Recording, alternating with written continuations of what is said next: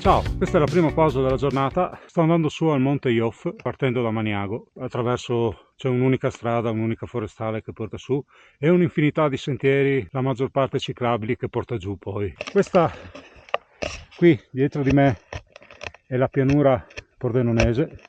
Queste sono le grave del torrente Cellina. Il prossimo obiettivo sarà la sella del Monte Iof, dove vedremo anche la Malga Iof e poi andremo verso la cima.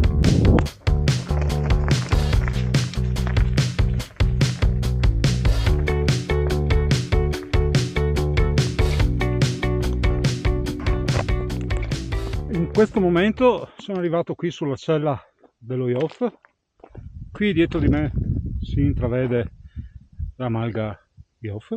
Da questa parte si accede a diversi sentieri che poi ti riportano a Maniago. Sono praticamente tutti ciclabili, molto spesso sono anche messi a posto dai ragazzi. Questa strada ti porta a Palabarzana e questa è la strada che seguirò io per andare in cima.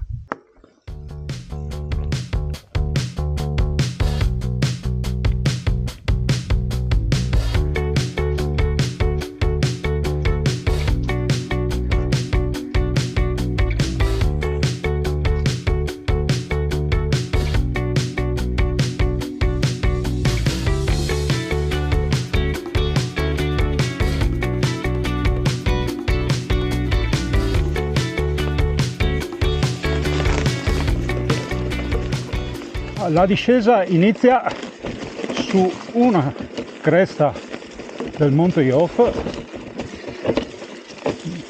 che è anche bella ripida. Da qui inizia la parte più interessante del giro.